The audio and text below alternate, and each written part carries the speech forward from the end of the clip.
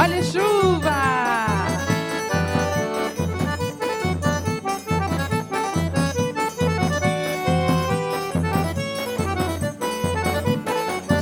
Olha a cobra! É mentira!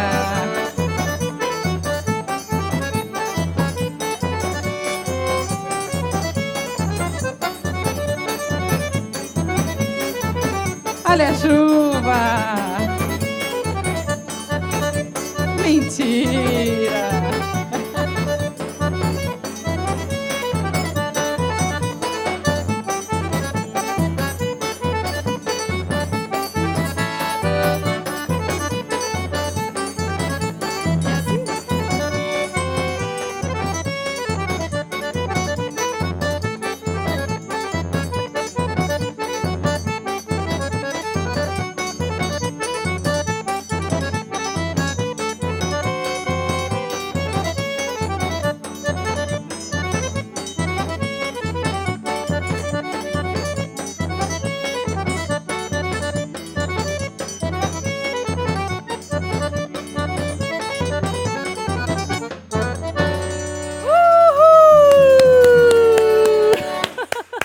É muito bom, né, essa brincadeira gostosa que nós temos aqui no Mulher.com. E eu falei para você que tinha muito mais coisa, não foi? E agora nós vamos voltar para a nossa cozinha aqui, porque nós vamos saber, afinal de contas, de onde vem tudo isso? E de onde vem tudo isso? De onde vem toda essa alegria, essa junção de coisas, essa variedade toda que nós temos, né, nas nossas festas? De onde vem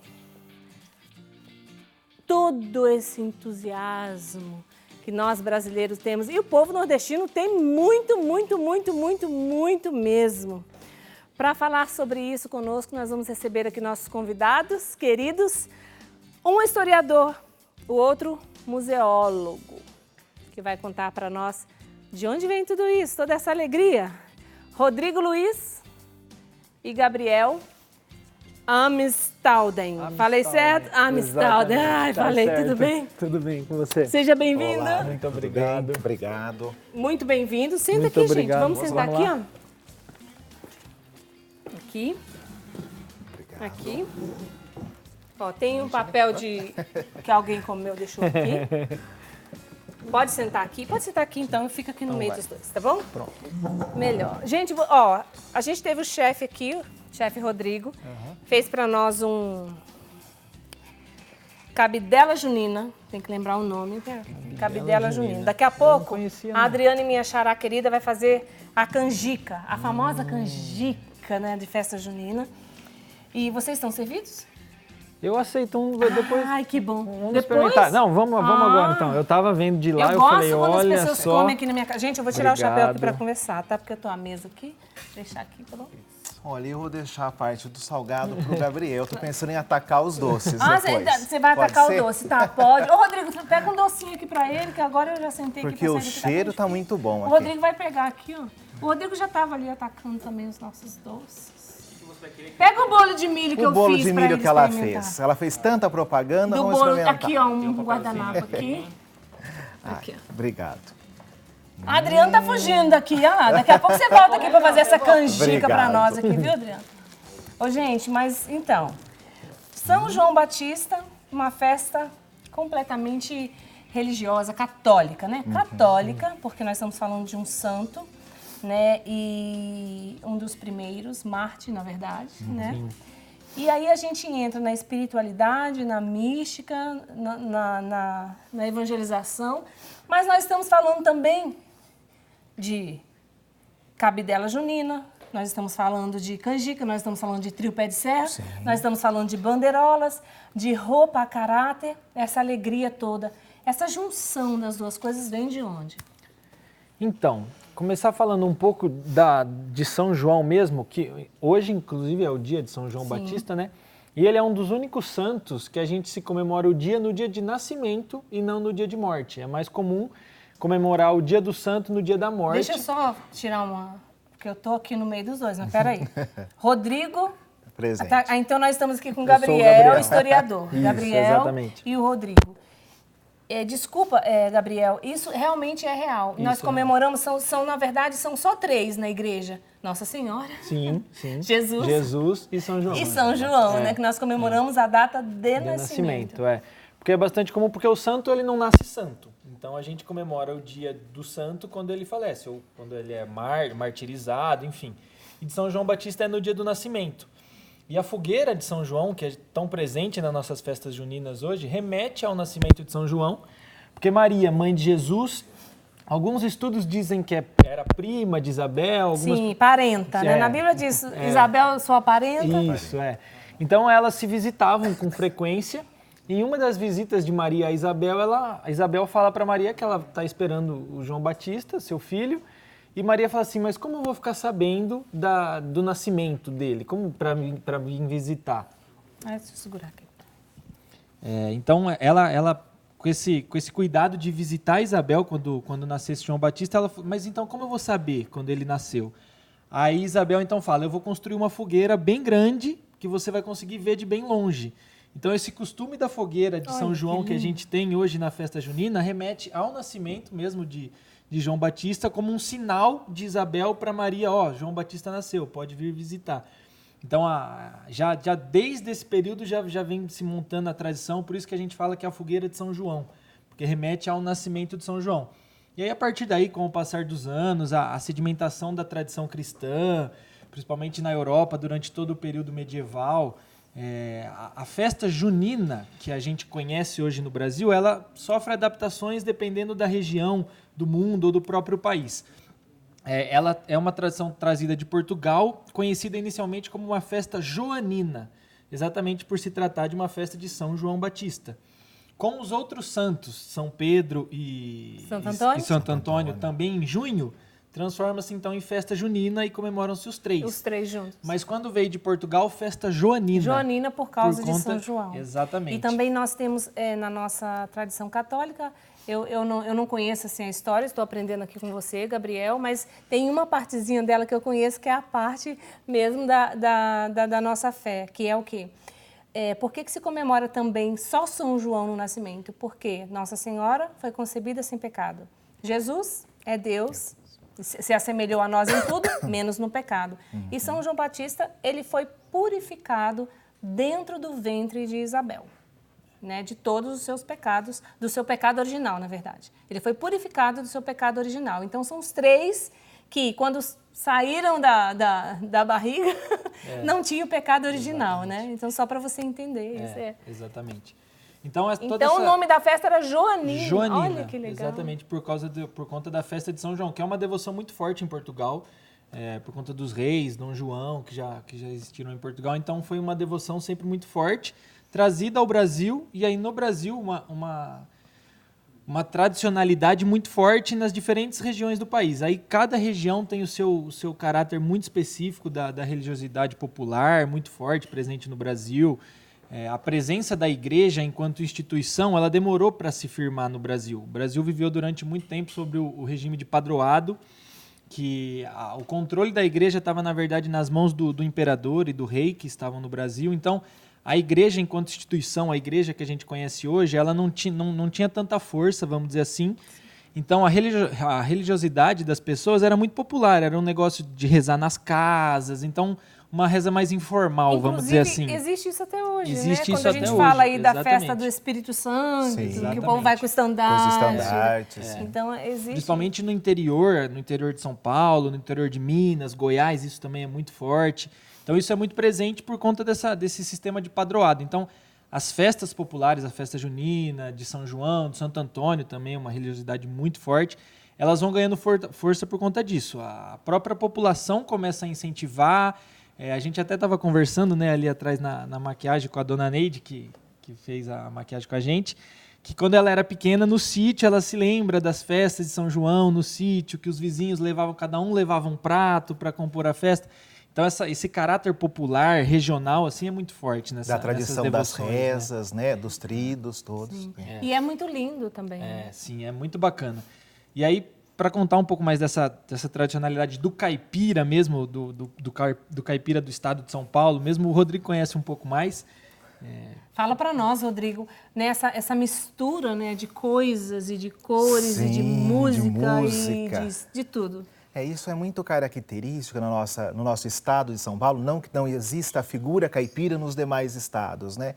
Mas o estado de São Paulo em si começa isso desde no período colonial, com as entradas, as bandeiras, aonde começa o adentrar no sertão, o desconhecido, tanto o colonizador, né, o português, como os índios, né? Dessa mistura, dessa miscigenação inicial, já surge o termo caipira, né? Que é aquele que corta o mato, que está adentrando, né?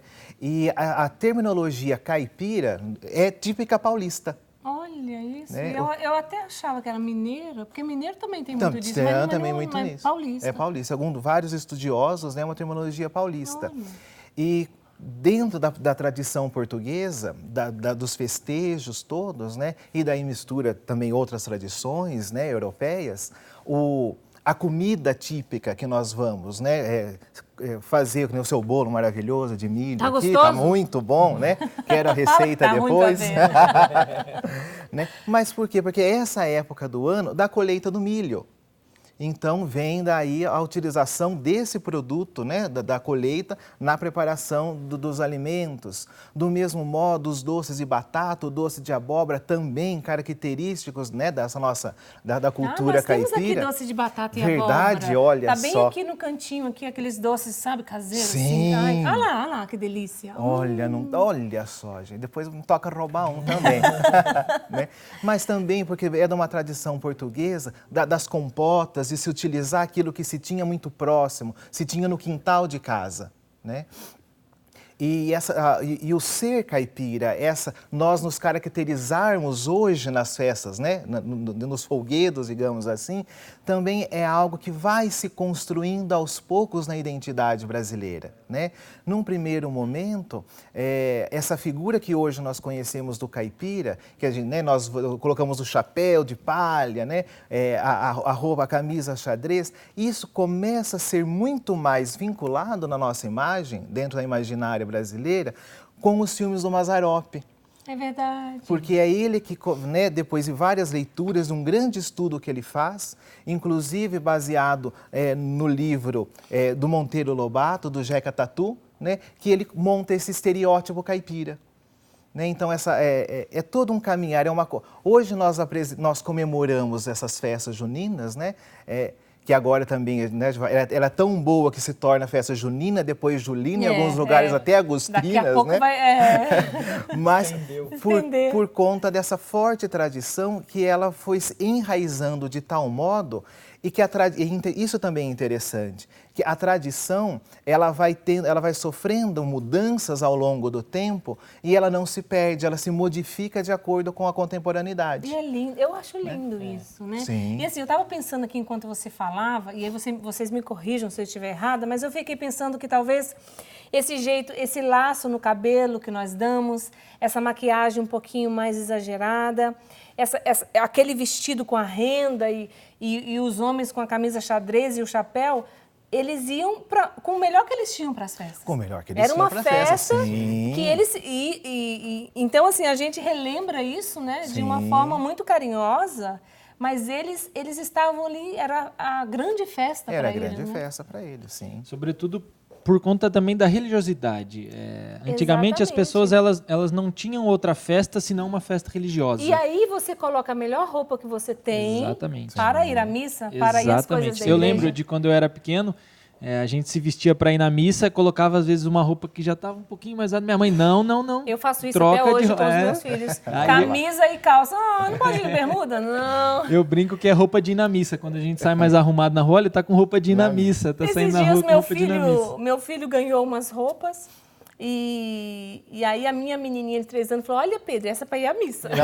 É roupa de ir à missa. E é exatamente nessa tradição que nasce exatamente isso. Porque hoje em dia a gente tem festas inúmeras, aí, Brasil afora, Mas antigamente não. O que se tinha era festa religiosa e era onde as pessoas se encontravam. Era um momento de sociabilidade, era na igreja, era numa festa religiosa e ali todo mundo queria estar melhor vestido, com o que tinha de melhor, as comidas, o que tinha de melhor, apesar da grande simplicidade que as pessoas tinham, era o que elas tinham de melhor, tudo aquilo que elas tinham, elas colocavam exatamente, muito em devoção ao santo também, não só pelo festejo, mas na sua prova de devoção ao santo. Ó, eu estou dando o meu melhor, o melhor que eu tenho na minha vida, em honra ao santo. E também isso remete ao dízimo, dar a melhor parte a Deus. Exatamente. Eu quero fazer uma pergunta para você. Nós estamos aqui falando de história, né? É um museólogo e um historiador que está aqui na nossa casa hoje. E aí, o que acontece? Eu gosto muito da tradição.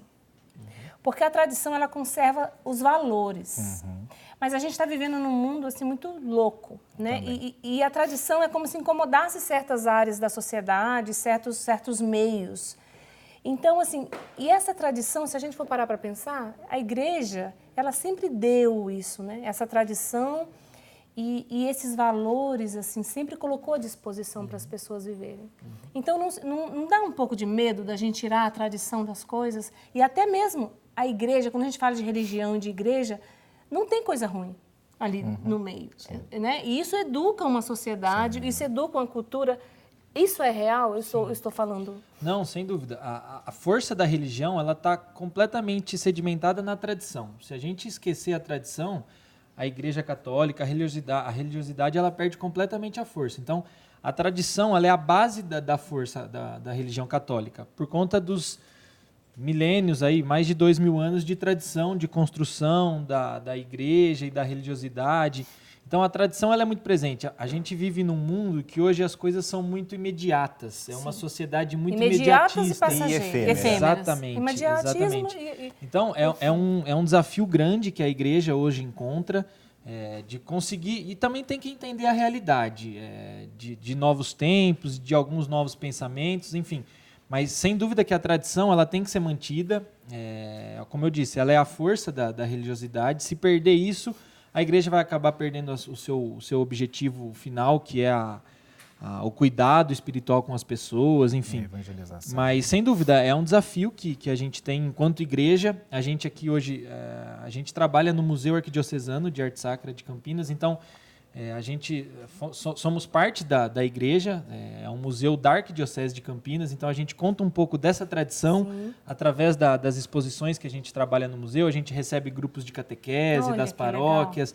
Então a gente trabalha muito com essa tradição. Então se a gente deixar de lado, por exemplo, o museu que a gente trabalha já não faria sentido. Então a gente trabalha em cima disso, a gente defende isso, o cultivo da tradição, que sem dúvida é o melhor método de se passar para frente, de continuar com esses valores, é a tradição. Que se a gente deixar de lado, o mundo já está difícil. Exatamente. Se a gente deixar a tradição, aí os valores vão embora. Valores vão junto. E a tradição tem sido muito atacada também, né? E aí, bastante. como é que vocês lá no museu, por exemplo, passa isso de forma... Né, para as pessoas que visitam, mostrando na arte sacra? Porque é outra coisa também que as pessoas se perderam por causa da tecnologia e de tantas outras coisas coloridas, vamos dizer assim. A arte sacra está lá, está no cantinho, está ali no museu, né? Aquilo que é a arte mesmo, que veio de centenas de anos. Sim. Nós costumamos dizer que no Museu Arquidiocesano de Arte Sacra, as nossas peças, o nosso acervo ali, muito representativo, né? De nós puxarmos toda a parte iconológica, iconográfica das peças, mas elas são peças, elas não perdem por estar dentro do museu, elas não perdem o seu caráter principal, que é o devocional, né? Então, a maioria das nossas peças, elas não têm vitrines. Por quê? Porque nós não podemos tirar de um visitante, de uma senhora que vai até a exposição, que é devota de Nossa Senhora da Conceição, o não tocar na peça, né? Porque no imaginário dela, até quando ela frequenta a igreja, é a imagem de devoção. Né? Então, exatamente. Esse é um movimento que fazemos, que pode ser uma coisa muito simples, mas que nós estamos ali, né, todos os dias somando nessa direção de ampliar trazer mais para perto, de trazer ali, mais né? para perto essas questões, né? Nós também recebemos muito grupos de catequese, né? Então, com as crianças, nós trabalhamos meio na linguagem dela, fazendo brincadeiras, mas também contando sobre a tradição, o porquê que aquelas imagens estão ali, o porquê que nós preservamos elas dentro do espaço, né? E é muito gostoso, é gratificante para nós, porque elas saem do museu com uma outra percepção. Olha só, né? que legal. Né? Que não é um lugar, porque às vezes a professora fala, né? Alguém, olha, no museu tem que fazer silêncio, né? Não pode tocar em nada. Toca em nada. E nós vamos quebrando isso e mostrando que ali é um espaço de evangelização, acima de tudo. Olha que legal. Para as pessoas que querem visitar o museu e fazer essa... Gente, não é caravana que fala não, visita, mas tem um nome. Excursão, isso, obrigada.